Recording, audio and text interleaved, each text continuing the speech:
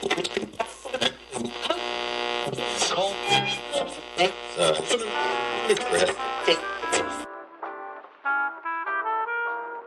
you hear me now?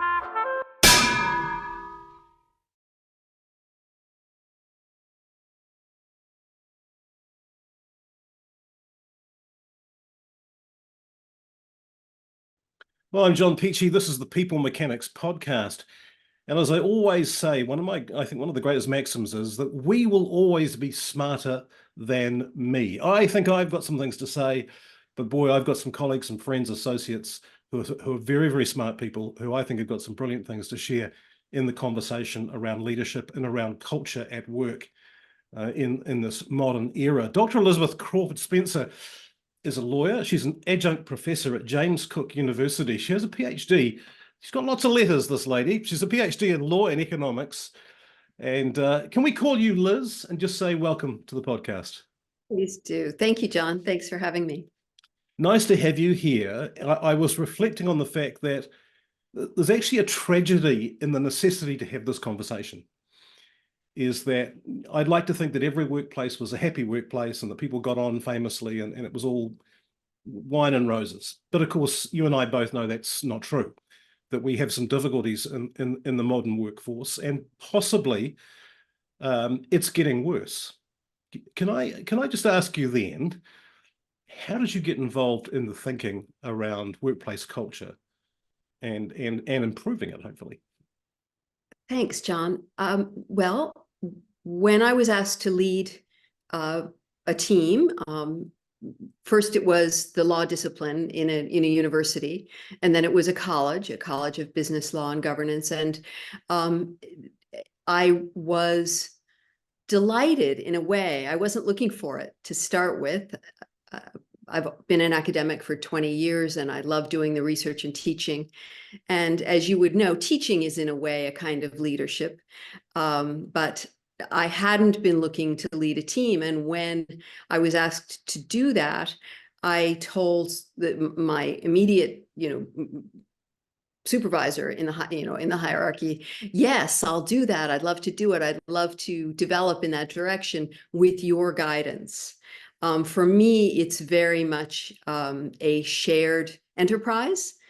Leadership isn't something one does alone. Obviously, you can't be a leader without followers. You can't be a leader without, a team, a group of people. And that's how I got interested in it, is by being asked to assume these roles. And then you start to think a lot more about it. When you're in a leadership role, what are you doing? And how are you doing it? And are you serving that purpose as well as you can? I think you raised an interesting point, and there's kind of a thought going through my mind as you're speaking. Is do you think from your observation of the workplace that people actually take time and take stock of that particular question? What am I doing here as a leader? How am I leading? What is my personality of leadership? What is my framework of leadership? I wonder whether that is a common thing or an uncommon thing.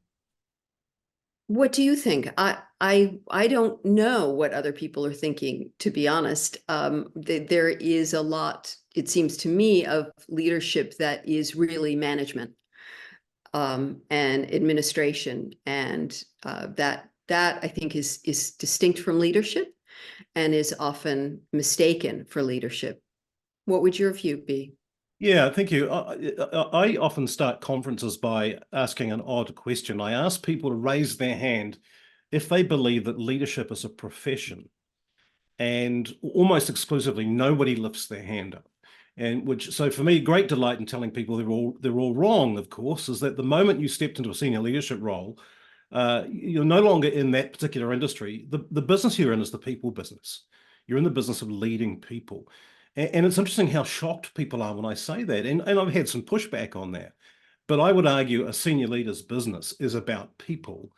But I'm equally shocked by the number of people who are involved in what I believe is one of the greatest blights on leadership in the modern era, which is simply firefighting, is that people are dealing with issues and problems constantly at a very senior level. So the ability or the opportunity to sit back and think about leadership, to be strategic about my leadership, about what do I think about leadership, what are the tenets of leadership. I don't think that's anywhere near as broad as it needs to be. It's a huge luxury, isn't it? If you spoke with most CEOs, I suspect in industries and sectors that are challenged financially, which seems to be happening a lot, much of the time, that they would say, well, I'd love to sit back and think about my leadership. When am I going to do that? So I think short-termism is something that you're identifying. And I think the other one is that there's a bit of an obsession with making sure that the image is right. We want to look good. We want the organization to look good. And if we step back and start doing any of that navel gazing, that's going to expose some chinks in the armor, and we can't afford to do that, particularly when times are challenged. No, I think that's right. I think particularly when times are challenged. And one of my concerns when I work with leaders and when I observe leadership is the health and well-being of leaders. And I think there's an absolute hypocrisy, actually, that I've observed, is that we demand things of our leaders that we don't demand of ourselves. We demand the leaders take care of us, that they're empathetic, that they make sure that we're well resourced, that everything's going well for us. But I would sort of kind of offer the idea that unless our senior leaders are absolutely well in every which way, then we're not going to do well as organizations. And if you are obeying a looking good kind of persona, then that's a precursor to disaster, I think. I mean, leadership's a tough business, right? It's a tough business because you're dealing with people. You're dealing with people who don't behave as the book says they should behave. Be very nice. In fact, I had someone at a tertiary institution say to me in the last year, when I was having a very deep and difficult conversation with them, that if people would just behave better was the answer. If people would just behave better, we wouldn't have these problems with leaders. And I'm like, well, yes, absolutely. But good luck with that one. So it's difficult, isn't it? I think it's difficult for leaders at the moment. But repeatedly, I'm told by leaders they don't have time. They don't have the luxury, I think to use your word, they don't have the luxury of stepping back and breathing. And I think it's a huge tragedy.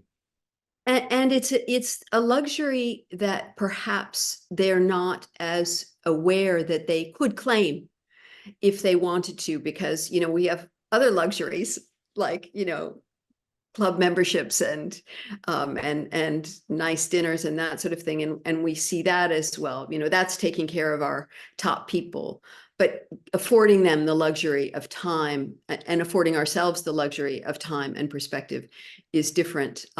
When you mention people talking about behaving better, if only people would behave better, I was listening to some training about trauma-informed education, and I loved the perspective that behavior is communication. So think of your students, think of the people you work with. When you see difficult behavior, when you experience what you perceive as difficult behavior, what you're experiencing actually is communication. And why is that communication fraught? It's because people are trying to say something's aren't fitting, something's aren't working. And I think we need to go back to purpose. As you say, people don't ask themselves, we don't have the luxury to ask ourselves, what's our purpose? And not only what our individual purpose is, but what's our purpose as an organization? I remember at a meeting at the university a few years ago, I said, well, do we really know? Do we all really understand, sitting around this table, what our university is for and what we're here to do? Wow. And I think and people sort of went, yeah. Of course we know, but we didn't really articulate it. We don't articulate it. And I think we need to understand our purpose as a group. And then also we need to assemble really good teams where the individuals within those teams know how they meet the need of serving the purpose collectively. Yes. No, I think that's right. And again, I've observed that some great, what I consider to be very good leaders, I could use the word great, I guess, some great leaders who've got great vision and great sense of mission and purpose. But when it filters down to the middle leadership space, it completely dissipates. And so for me, great leadership and great communication are synonymous terms. You can be a visionary leader, but unless the people all the way down through the organization actually understand why are we here, what is the purpose of me turning up every day, then I think we've got a problem in that regard. I'm not sure if you're familiar with, I'm pretty sure that this is his work that I'm about to quote, Marcus Buckingham, Dr. Marcus Buckingham, who's an English researcher, lives in the States. He was talking about some research done, again, looking at some of the most successful leaders on the planet and looking at their habits. And it turns out that on average, some of these great leaders spend up to 28% of their time in self-reflection, self-awareness, thinking, dreaming, and planning.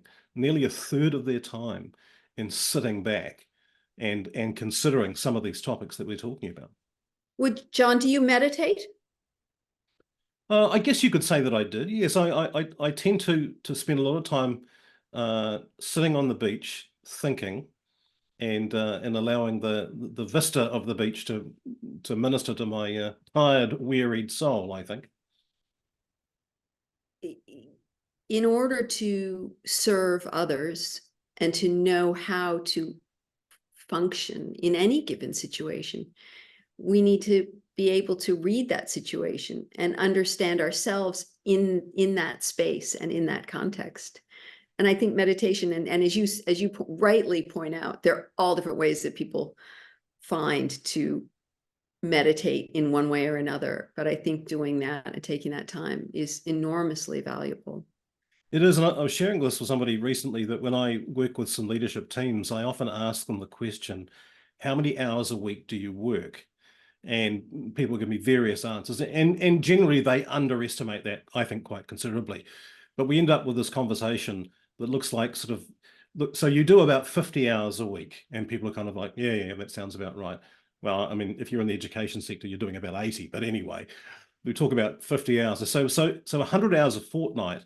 Could you schedule to give me 2%, 2 hours over a fortnight to take some reflective time? And the tragedy is almost exclusively they tell me, no, that there's no way we could schedule 2 hours a fortnight. And I suggested as a team, just go off-site, go to a cafe, go somewhere, sit in a park, but just kind of mull over the idea of what if we could change this? What if we could accomplish that? Just simply some of that reflective thinking.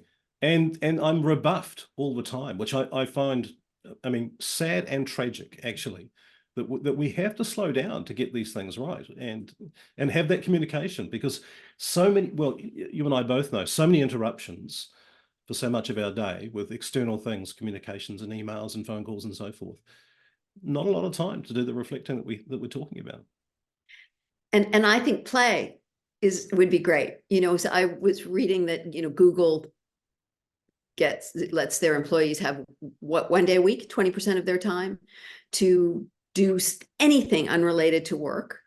And I just think, gosh, if we could take one day a week, if we're going to the 4-day work week, or maybe 3, if we could take a chunk of time, as you're suggesting, to be together, because it isn't just going off and doing it on your own, but to be together to develop our relationships in a way that isn't work related, you know. And I think there's some pushback on that, because I think there's the current of thought that says we go to work to get paid. We don't want to spend time there developing relationships with our colleagues. That's not what work is about. We need boundaries, etc. And I think that's a really interesting conversation too. When, you know, how much are you friends with your colleagues, and what does that look like? And how do you have good professional relationships that are very collegial and that flow well, and that you share purpose and you understand one another, and yet you also have good boundaries and you understand, you know, where it begins and ends, and all of that. That's not easy. No, it's not easy. And I talk a lot about what I call collegial disclosure, the ability to share with your work colleagues actually stuff which is going on for you, which affects your temperament, your mood, the way that you show up. And I've often said to people, there's no boundary when you come through the door to work. What's going on at home comes with you. I mean, you know, how wonderful it would be if I had a little box, I could unload all of my emotional stuff and leave it at the front door before I go into work. Well, that's obviously not possible. And therefore, I think extrapolating what you're saying is wonderfully that if we could share with each other and it's our humanity, right? This is the reality of our humanity, the reality of what's going on in my life.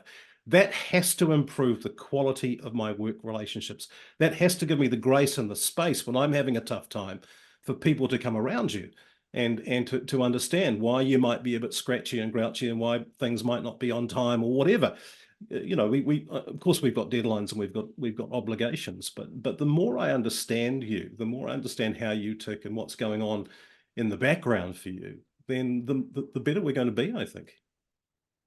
Yeah, and another problem there is that we need to have a genuine ability to trust one another, because very often, you know, as we all know, you might disclose information to people at work that very sadly can end up being used against you. Yeah, yeah. And weaponized. And that's so tragic when people are trying to share and trying to work together.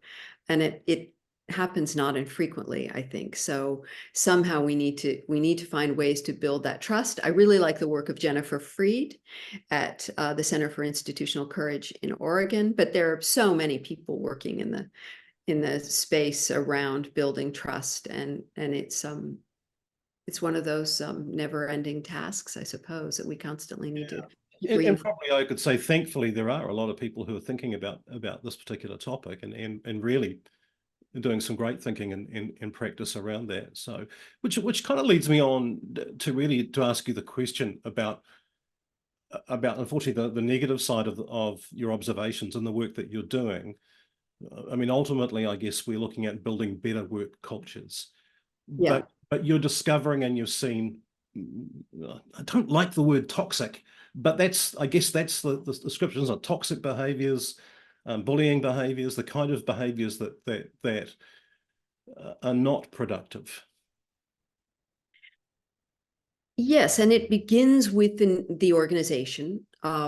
It is, you know, bullying isn't, as Michelle Tuckey at Adelaide, I think she's South Australia, says bullying isn't the disease, it's a symptom. And it's a symptom of poor organizational functioning. And it goes back to a couple of the things we talked about earlier, short-termism, managerialism, lack of accountability, the need to project the sense that everything is going well, nothing to see here, let's, you know, sweep things under the rug. I mean, David, I don't know if you're familiar with the case of the whistleblower, David McBride, here in Australia. He was sentenced today to 5 years in prison for bringing to light information about what was going on in Afghanistan. And I can see the government's, you know, point that there, you know, some information mustn't be shared, but this sense in the workplace, bringing it back to the workplace, that it's not okay to speak up.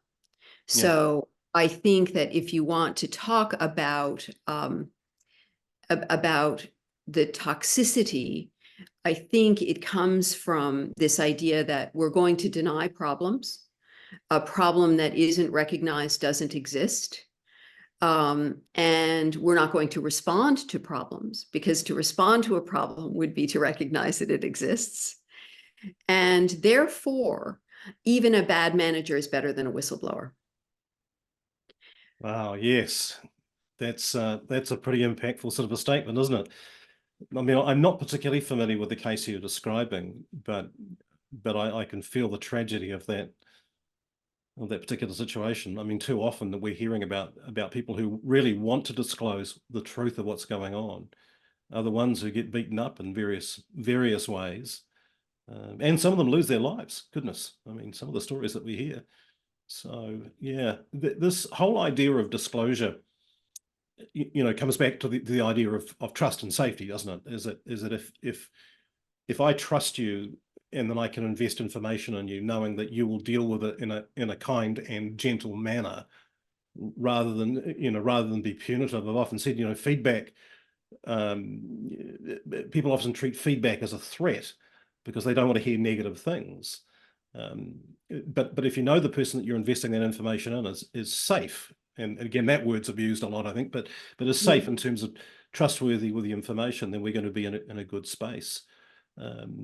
I don't know the authors of the book. Their name is not in right at the top of my head, but they've written a book. They're at the Harvard program on negotiation, I believe. And they have written a book called Thanks for the Feedback.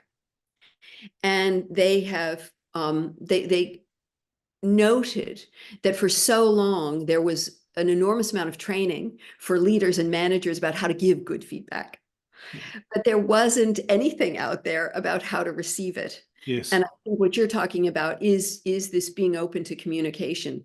And it's something, I mean, I'm of advancing years now, but I realize in my life that I do not ask enough questions still.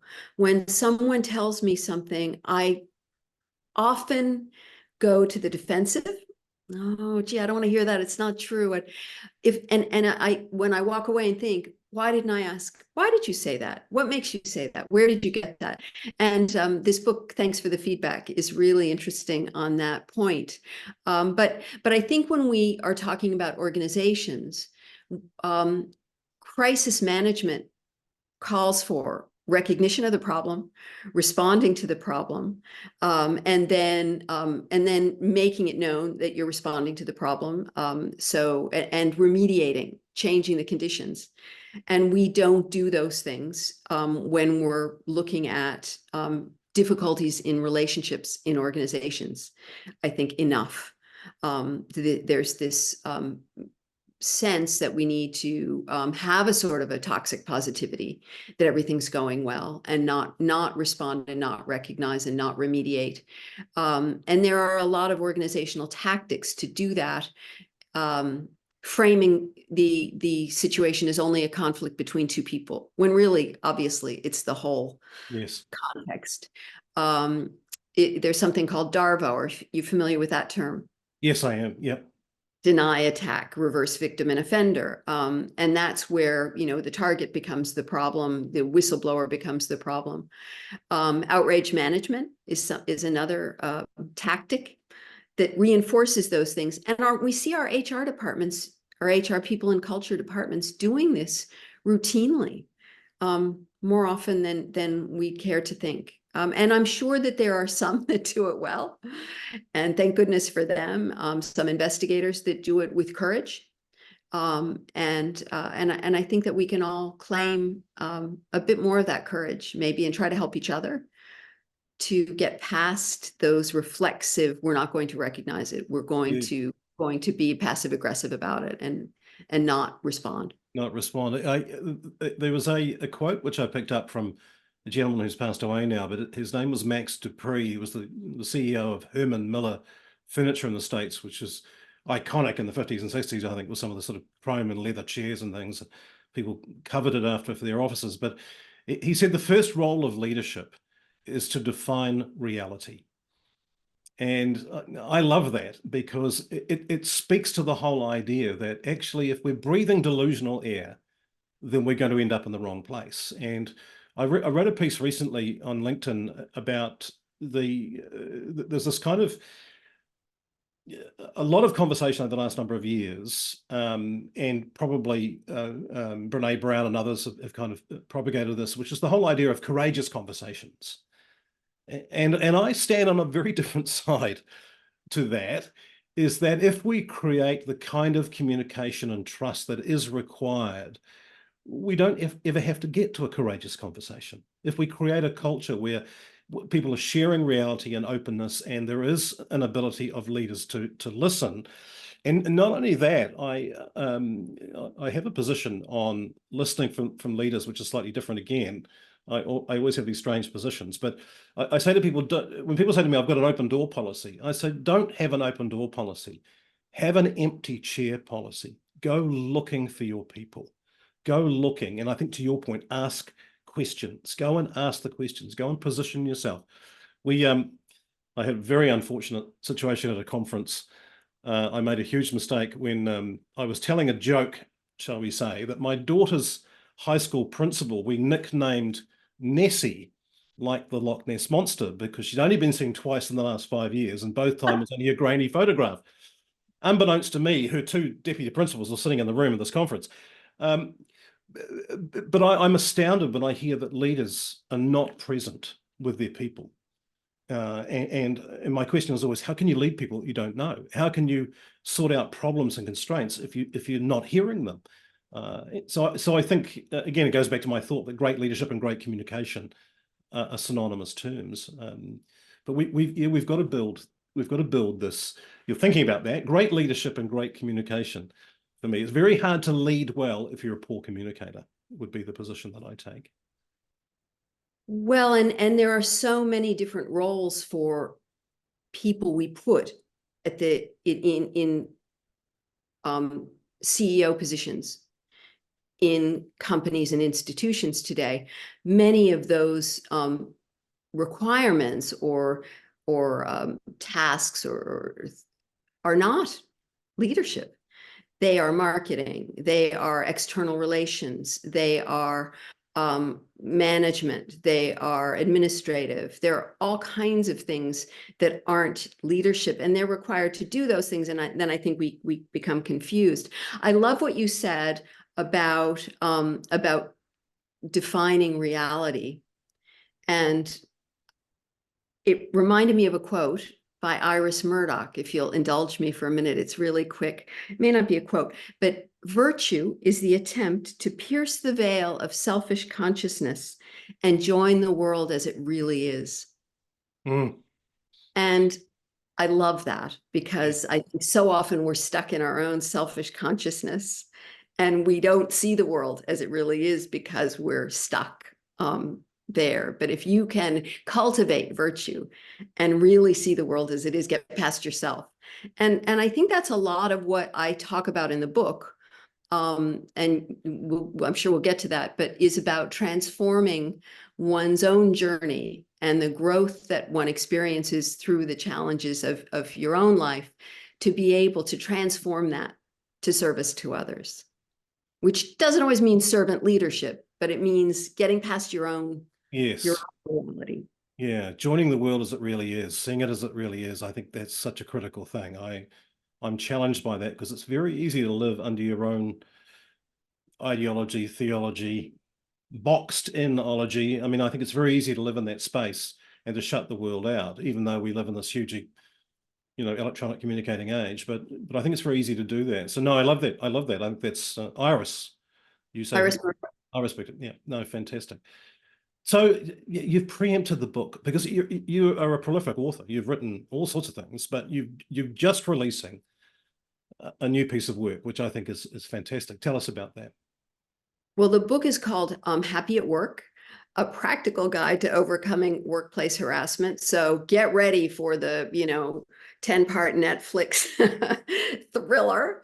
It's definitely going to be fabulous, but it is an attempt to document. It's a bit autoethnographic. It comes from my experience, but because I'm an academic and a lawyer, I had to heavily inform it with research about what bullying.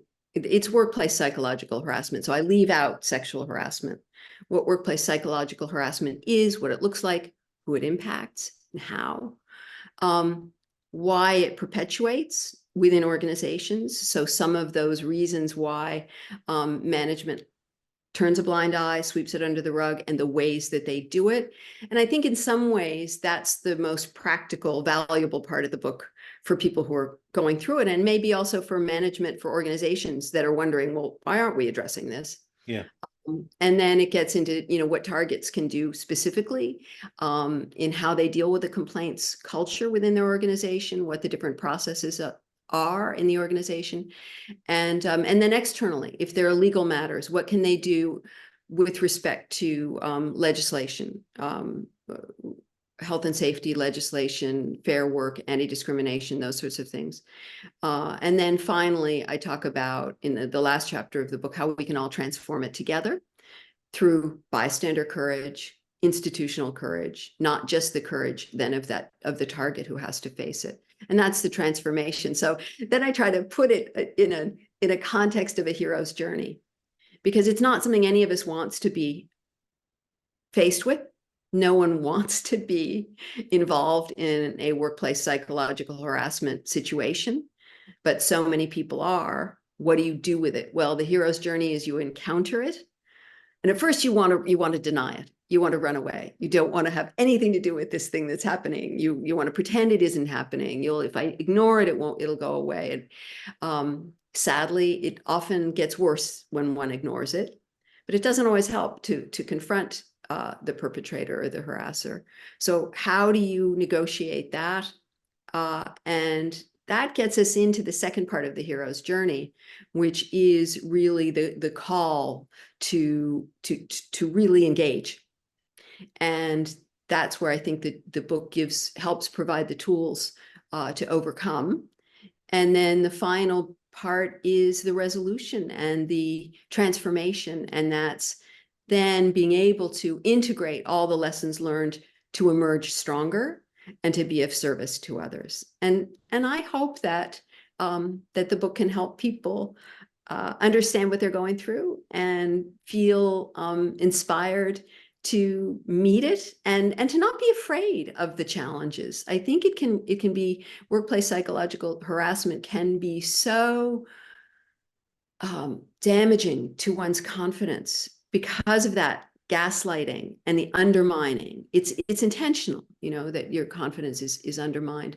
So it's a real struggle, and it's a call to action to face it and to develop that courage and that strength in each of us through those trials. Well, thank you for writing it, because it's wonderful the way that you phrase it, the hero's journey.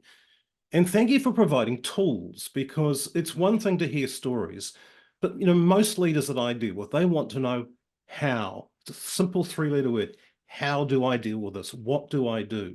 And I love the fact that you can take all that experience and give them some tools so we have a resolution and we can come through it. You're so right about the damage. A number of years ago now, I ran a series on how to heal the team once the bully is gone, was the title of the workshop, the webinar. And I had, grown adults, mature professional people weeping on the other end of the Zoom webinar because of what had been done to them, and the acknowledgement that you are a professional, but almost to a person, they felt like the professional standing had been eroded and damaged. And so many people, which is fascinating, it's like the domestic violence thing. It was actually my fault. I caused it. I must have done something. Terrible conversation. So thank you so much for writing this book. I'm aware of the time, and I'd love to invite you to come back and talk some more about this topic, because I think we've only just touched the surface of it. Dr. Elizabeth Crawford Spencer, Liz, author. She's a Ph.D. law and economics professional at James Cook University. And thank you so much for joining me. I really love what we're talking about. And yes, come on back and let's continue this conversation. I would love to. John, thank you so much for having me. I've enjoyed talking with you so much. Thank you. And I should just ask you, when is the book being released and where is it available? I hope in about 6 weeks' time, so the end of June 2024, and I will send you some links so that we can let people know where it will be available. But hopefully it'll be Amazon and Kindle and everywhere when it gets published. All your favorite retailers. Fantastic. Liz, thank you so much. Nice to see you. Thank you, John. All the best.